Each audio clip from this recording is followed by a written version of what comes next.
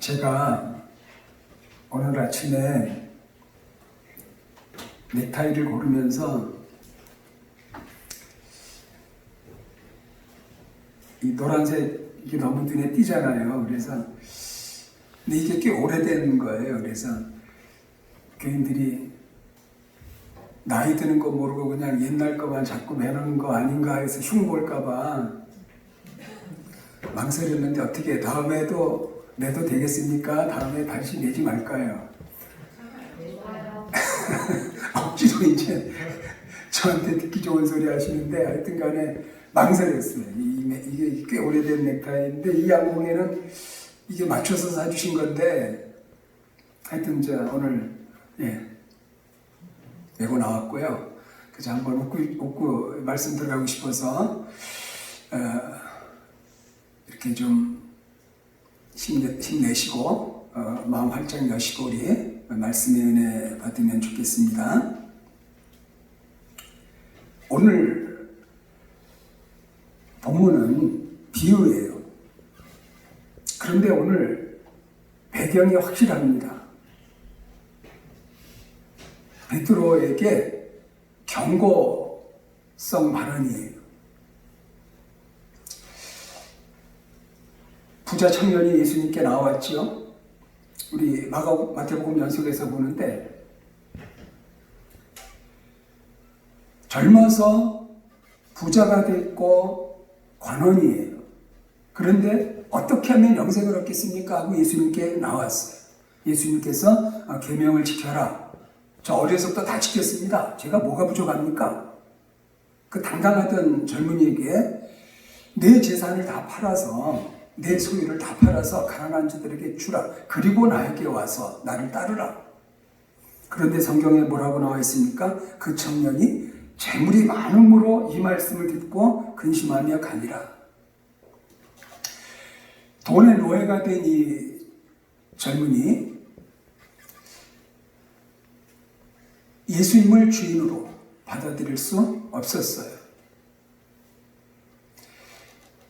그리고 돌아가니까 예수님께서 부자가 천국에 들어가기가 어렵다. 낙타가 바늘귀로 들어가는 것이 부자가 하나님의 나라에 들어가는 것보다 쉽다. 이 말씀을 하시니까 제자들이 깜짝 놀랐어요. 그러면 도대체 누가 구원을 얻을 수 있습니까? 사람으로는 할 수 없으나 하나님으로는 다 하실 수 있느니라. 마태복음 19장 우리 지난주 나눴던 부분입니다. 사람으로는 할 수 없으나 하나님으로는 다 하실 수 있느니라. 부자 청년은 돈의 노예가 돼서 예수님께 나왔다가 아무리 부자고 젊고 아쉬운 게 없지만 영적인 갈급함을 가지고 예수님께 나왔다가 어떻게 하면 영생을 얻겠습니까? 소원을 가지고 나왔다가 주님이 가르쳐 주시는 길에 대해서 오히려 거부하고 아이고나 뭐 영생이 있고 뭐구나 돈이면 됩니다 하고 그냥 돌아가 버렸어요. 그러나 삭개오는 세리장이요 부자인 삭개오는 거꾸로 하나님께서 예수님을 집에 영접하고 스스로가 시키지도 않았는데 나 재산 절반을 팔아서 남 주겠습니다. 앞으로 제가 남에게 잘못한 거 있으면 4배나 변상하겠습니다. 사람으로는 할 수 없으나 하나님으로는 다 하실 수 있느니라. 같은 부자지만 삭개오 부자는 하나님이 은혜 주셔서 돈의 노예로 살던 그가 이제 하나님의 종으로 돌아왔습니다.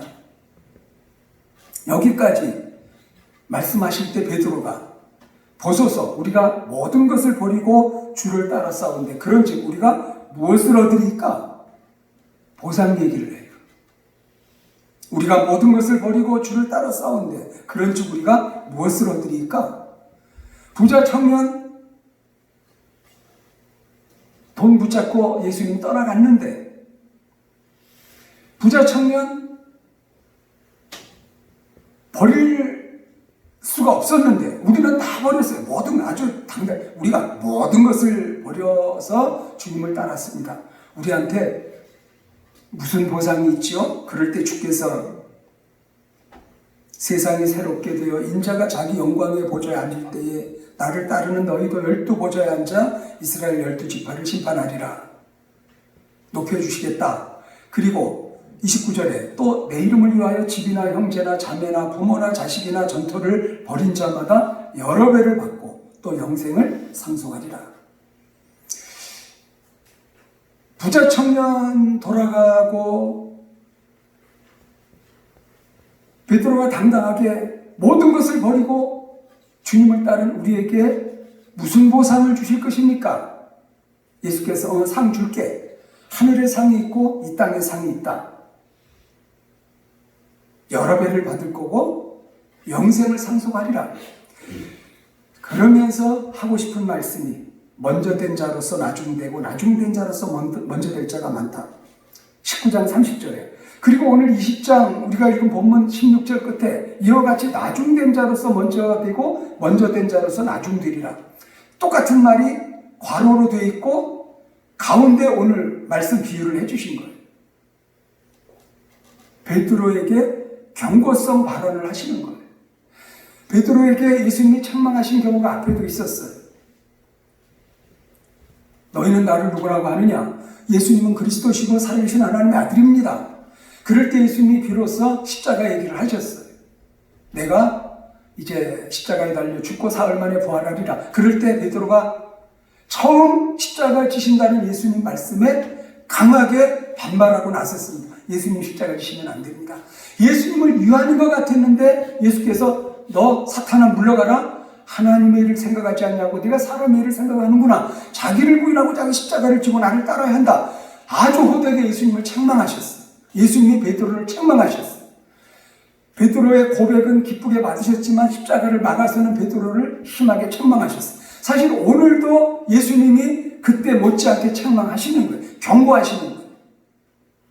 핵심이 뭔가 하면 모든 것을 버리고 주님을 따르는 우리에게 무슨 보상을 주실 것입니까?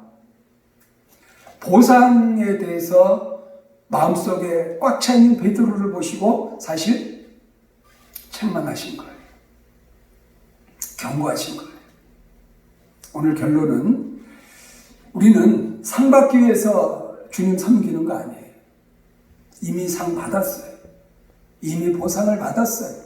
이미 구원을 받았어요. 감사해서 그저 섬기는 거예요.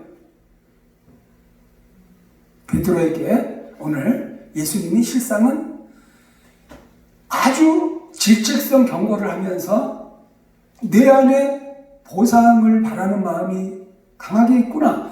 너에게 공로주의, 의인의식 깊이 남아있구나.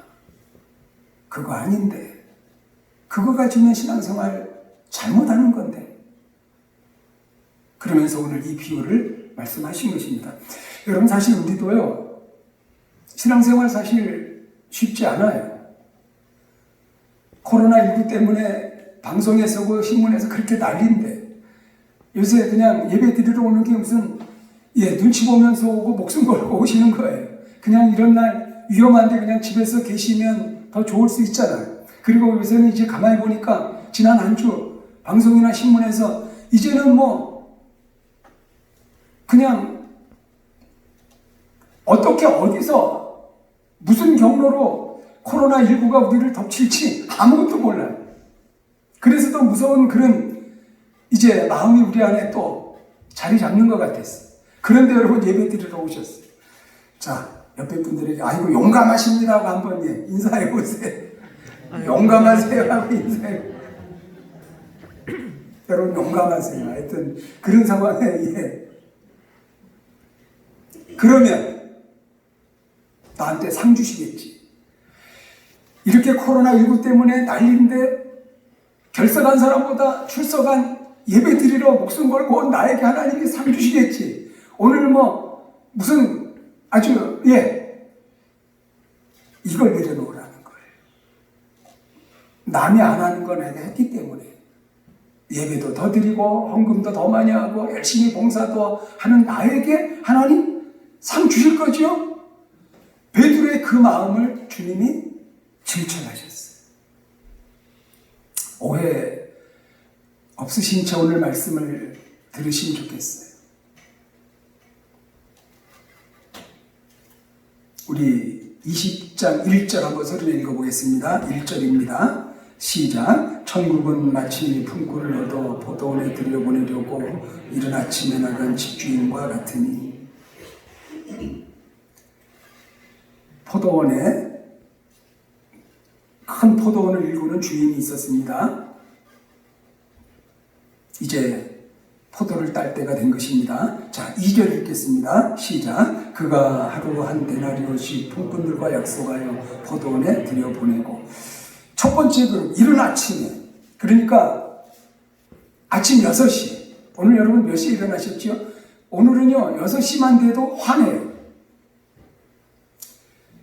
가능한 얘기예요. 이른 아침 6시에 포도원 주인이 일용직 품꾼을 부른 거예요. 고용 계약까지 했어요. 한 데나리온이다.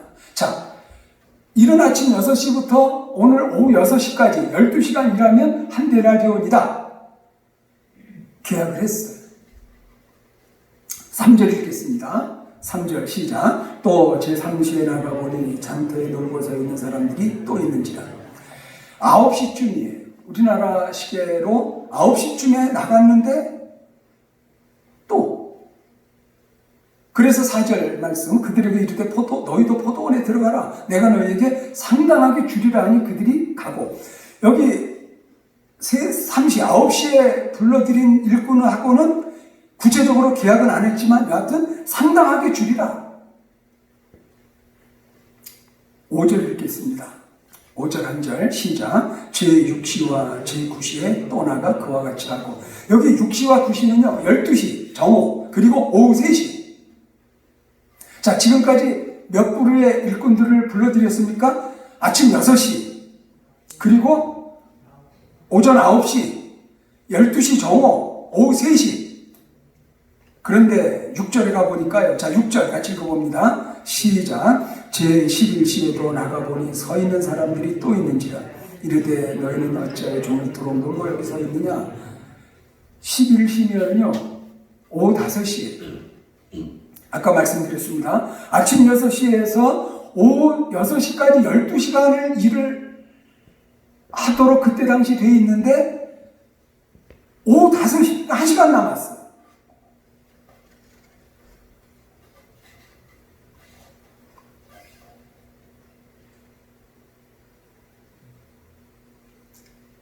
이 포도원 주인은 경영에는 좀 무능한 사람 같아요. 제대로 포도원 주인이면 이런 일 안 해요. 어떻게? 1시간만 일하고 품삯을 얼마를 줄까? 요새 최저임금 주 52시간 근무 우리나라 아주 법으로 정해졌죠. 국가가 노사 간의 임금 결정 과정에 개입해서 월급의 최저 수준을 정하는 제도입니다. 2020년 금년 얼마인지 아세요? 시급이 8,590원. 그래서 한 달 월급이 기본이 가장 낮은 액수가 179만 5,310원.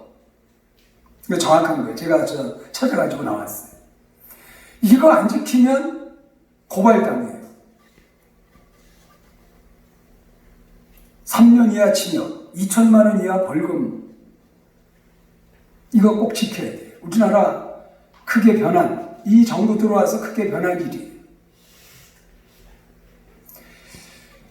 왜 오늘 시대에 이렇게 나라가 임금을 정하고 최저 얼마를 줘라?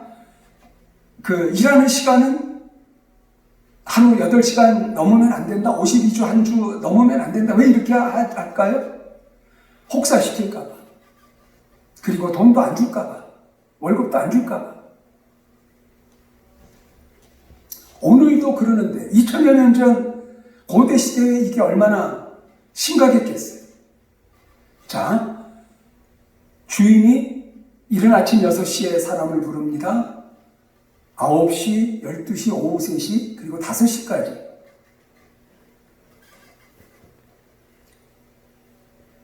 먼저 생각할 것은 포도원 주인의 이상한 행동, 처음에는 상식적으로 주인 노릇을 하세요. 이른 아침 나가서 사람 부르는 거 맞을 수 있지요. 아침 9시에 가서 사람 부를 수 있어요. 왜냐하면요, 포도철에 이 포도 수확이 아주 중요하답니다. 그러니까 우리나라도 사실 포도 농사가 많은데요. 그 하루의 일조량, 그러니까 하루의 해를 더 받느냐 아니냐에 따라서 이 포도의 당도가 값을 결정한대요. 그래서 포도원 주인 입장에는 오늘 하루 더 포도를 둘까? 내일 거둘까? 이 하루하루 이렇게 피말, 요새처럼 무슨 뉴스에서 그 내일 뭐 주간 일기 이런 것도 안 나오는 상황이니까, 그래서요, 그 포도 수확 날짜가 아주 중요한 거예요. 그리고 이 포도 수확철이 지나면 바로 우기가 오기 때문에, 이스라엘로서 겨울이 오기 때문에 1년 농사 자칫하면 망할 수 있는 거예요. 그러니까 포도 농사를 지어서 중요한 게 포도 따는 날짜예요. 조금이라도 더 해 잘 받아서 당도가 높은 품질 좋은 포도를 수확해야지. 그래서 미루다 날 딱 잡으면 사람이 많이 투입이 돼야 돼. 그래서 오늘 주인이 이른 아침에도 나가고 오전에도 12시에도 손이 모자랄 것 같다, 내일 일하면 이거 안 되겠네, 다 불러드린 거 이해가 가요. 그러나 한 가지 이해할 수 없는 게 뭘까요? 오후 5시에까지 일꾼을 불러드린 거, 이거는 비정상 행동이에요. 비상식적인 행동이에요. 그래서 오늘 포도원 주인은 하나님을 나타내 줍니다. 하나님이 자연 질서도 주관하세요. 그러나 보이지 않는 세계도 주관하세요. 하나님은 지극히 상식적이고 정상적이고 과학적인 일에도 개입하시지만 오늘 오후 5시에 나가서 사람을 불러들이는 이런 일도 하실 수 있는 분이세요. 그 사람의 조건을 보지 않으세요. 외모로 차별하지 않으세요. 그래서 이렇게 가능해요. 여러분, 사회기업이라는 얘기 좀 들어보신 적 있지요? 오늘 포도원 주인은 물론 포도 수확을 잘해서 이익을 거둬야지 하는 마음도 있겠지만 일꾼을 고용해서 품삯을 주려고 포도원을 경영하는 사람 같아요. 오후 5시까지 사람을 불러들인 거 보니까. 놀고 있는 사람. 이때 당시 일용 일꾼은 하루 품삯을 못 벌면 식구가 4명이든 5명이든 그날 굶어야 돼요. 굶어야 돼요. 대개가 일용직이고 하루하루 인력시장에 나가서 일거리가 있어야 되고, 그래서 일거리가 없으면 가장은 기가 푹 죽어가지고 집에 들어가서 그날 식구들 굶어야 돼요. 포도원 주인이 왜 오후 5시에까지 가서 일꾼을 불러들였을까요? 이상한 행동인데 보면 포도원 주인의 이익을 위해서라기보다 그 한 사람, 오후 5시까지 일거리 못 구한 그 사람, 그 가족을 생각하니까 와서 일해라. 여러분, 사회적 기업은 일반 기업과 다릅니다. 이렇게 구분하는 글을 보았습니다. 일반 기업은 빵을 팔기 위하여 고용하지만 사회적 기업은 고용하기 위하여 빵을 판다. 사회적 기업은 많지는 않지만 이익을 남기기 위한 기업이 아니라 어떻든 사람을 불러들여서 월급 주려고. 오늘 포도원 주인은 성경에 나오는 최초의 사회적 기업가라고 생각할 수 있어 보여요. 일을 했으니 돈을 주겠다, 이게 아니라 돈을 주기 위하여 일을 시킨 셈이. 여러분 기억하시면 좋겠어요. 천국에 여러분이 필요해서가 아니라 여러분에게 천국이 필요하기 때문에 하나님은 천국을 우리 앞에 두셨어요. 여러분이 꼭 교회의 일을 하셔야 될 분이기 때문이기도 하지만 여러분을 부르셔서 구원 주시고 여러분을 복되게 하려고 여러분에게 교회 일을 맡기신 거예요. 우리를 불러주시고 우리에게 일할 기회를 주시고 우리에게 구원을 주신 그 자체가 감사한 거예요. 그래서 상 주세요. 베드로가 이 보상심리, 공로의식 이것을 예수님이 질타하시는 거예요. 그런데 베드로에게나 오늘 우리에게나 그게 있어요. 조금 신앙생활 하다 보면 내가 저 사람보다 더 하는데 나한테 하나님이 더 복 주시겠지? 그 마음을 오늘 예수님이 내려놓기를 바라셨어요. 오늘 포도원 주인 하나님의 마음인 것입니다.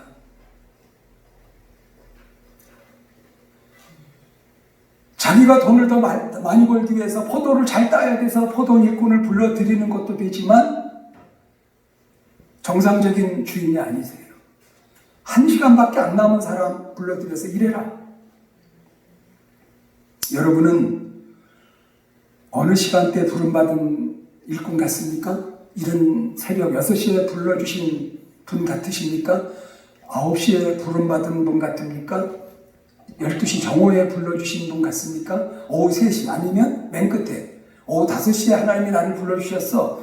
나는 그래서 늦게 교회에 왔어. 그래서 나는 늦게 신앙생활을 했어. 여러분 한번 생각해 보실 수 있는 적용거리인 것이 맞습니다.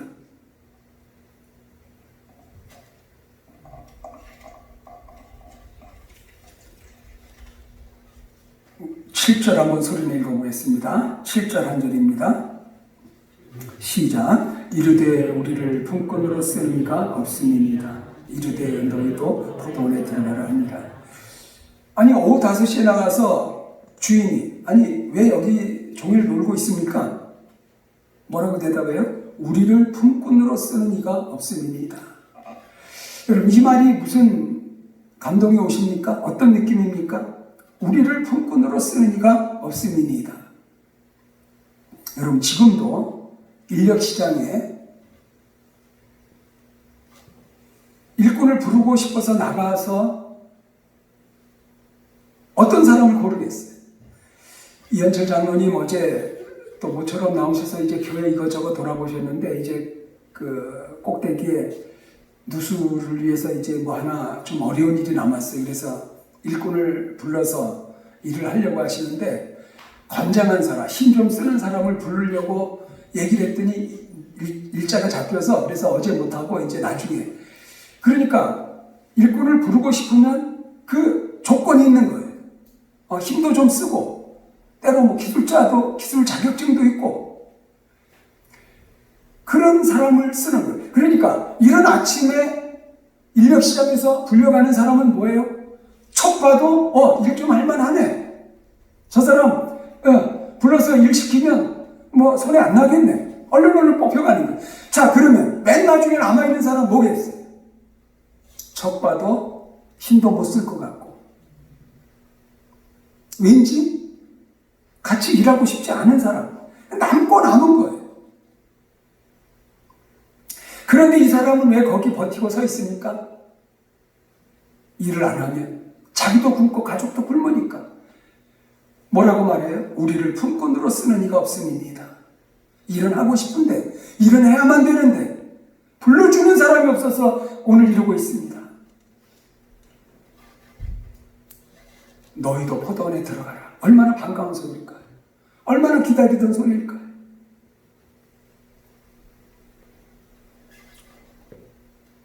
하나님의 마음이에요. 이 오늘 포도원 주인은 하나님의 마음을 품은 사람이에요. 여러분 하나님께서 여러분의 헌금 때문에 여러분의 헌금이 필요해서 헌금해라 아니에요. 여러분의 손이 꼭 필요해서 교회 봉사하세요 섬기세요 아니에요.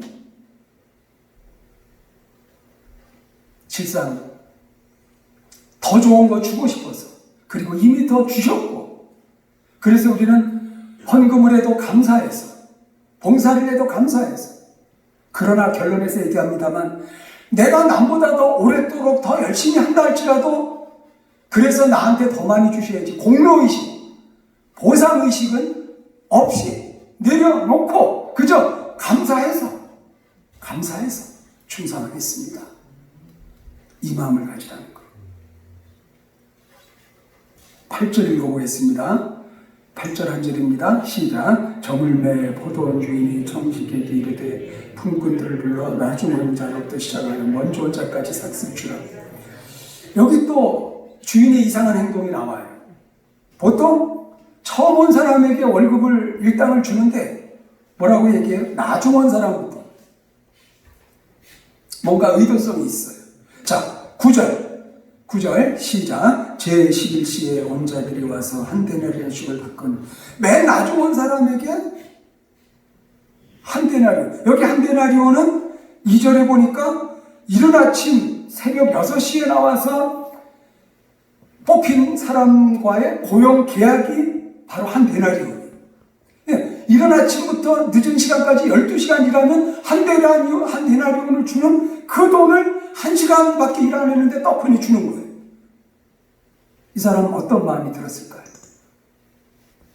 몸도 약하고 불러주는 사람도 없고 오늘도 그저 기죽은 채 정말 굶어야 되나 보다 하고 절망 가운데 그래도 버티고 있었던 이 사람에게 포도원에 가서 일하세요 하더니 먼저 일당을 주는데 한 데나리온을 주는 이게 꿈인가 아마 놀랬을 거예요. 이렇게 인심이 후한 주인도 있나? 놀랬을 거예요.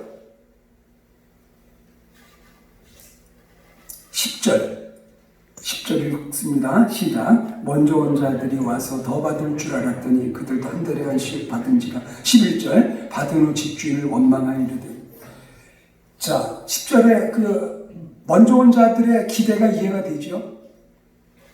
1시간밖에 맨 나중에 와서 일 안 했는데 한 데나리온을 주는 거 보니까 우리는 더 주겠네? 기대가 생기는 거 우리 이해가 가요. 그런데 보니까 새벽에 6시에 와서 일한 사람도 한 데나리온을 주는 거예요. 그러니까 원망을 해요. 불평을 해요.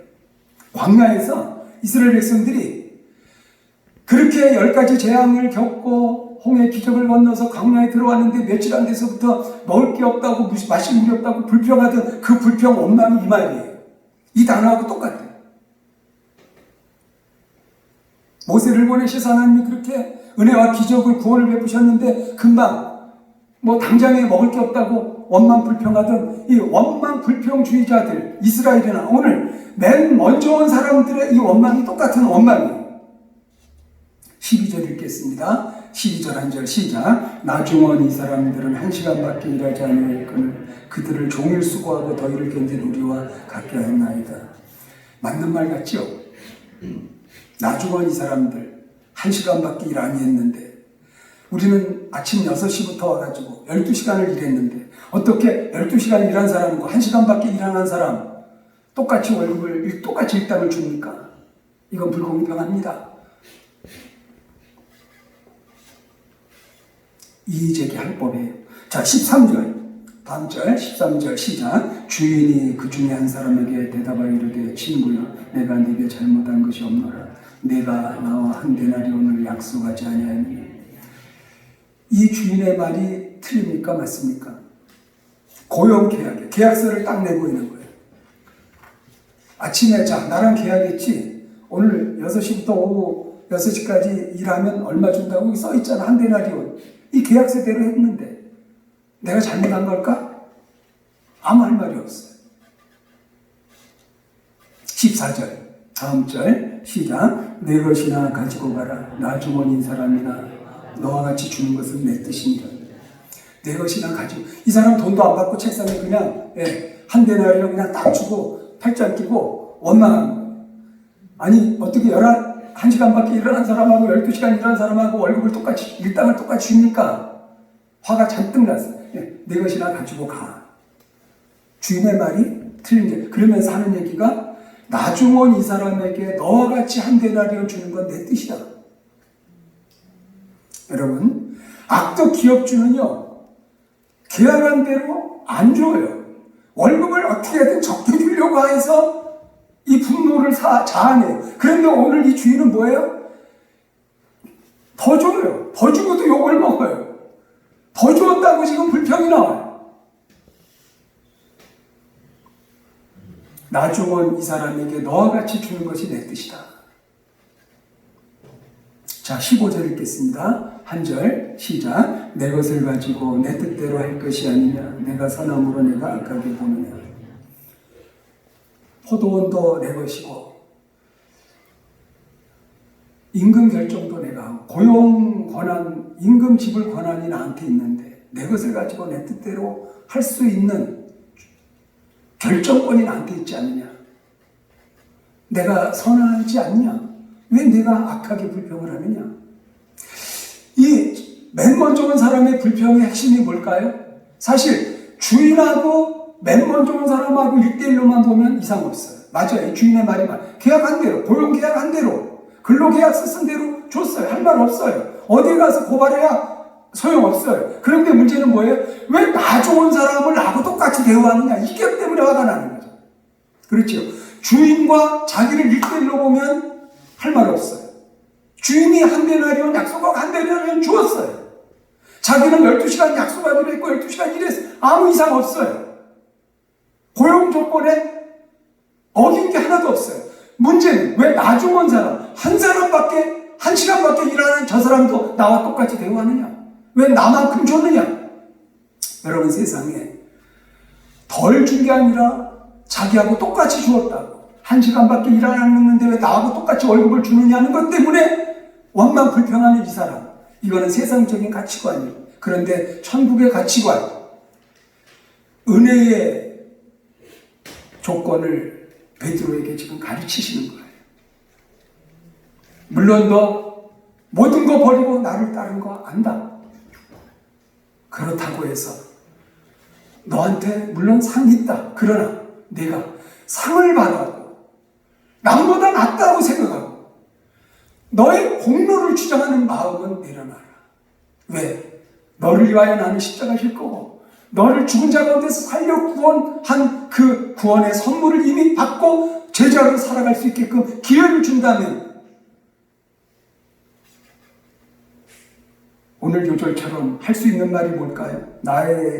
그러나 내가 나된 것은 하나님의 은혜로 된 것이니 내게 주신 그의 은혜가 헛되지 아니하여 내가 모든 사도보다 더 많이 수고했으나 내가 한 것이 아니요 오직 나와 함께 하신 하나님의 은혜로라. 이 마음으로 살라는 거예요. 나는 20, 30년 신앙생활 했고요. 나는 직분이 뭐고요. 나는 누구보다 많이 헌금도 한 것 같고요. 나는 그저 꾸준히 일도 내가 교회에 많이 봉사했어요. 여러분, 그거 귀해요. 베드로와 같이 그거 귀해. 그런데 예수께서 오늘 아주 신랄하게 경고를 하세요. 그래, 수고했다. 수고한 거 안다. 그러나 그것 때문에 공로를 주장하지 마라. 보상을 내세우지 마라. 그건 하나님 나라 원리가 아니다. 그냥 모든 게 하나님 나라는 은혜다. 하나님의 주권에 의해서 그분의 뜻대로 우리는 선물로 받는 거지 공로의식과 비교의식과 그래서 차별의식을 가지는 것은 합당치 않다. 여러분, 오늘 말씀이 불편하십니까? 불편하신 분 한 분이라도 계십니까? 베드로처럼 공로의식을 가지고 나한테 더 보상해 주시겠지.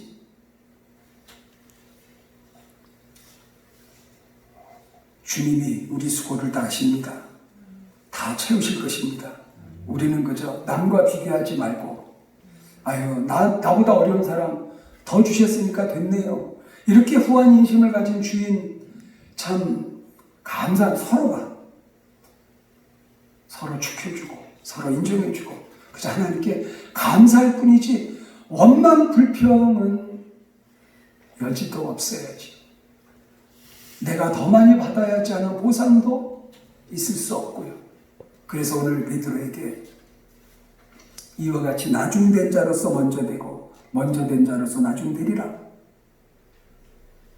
경고하셨어요. 우리 기쁘게 섬깁시다. 감사함으로 섬깁시다. 비교하지 맙시다. 조금 더 원망하지 맙시다. 하나님이 그러면 더 알아서 채워주십니다. 분명히 좋은 것을 더 부어주실 것입니다. 찬양팀 나오시고요.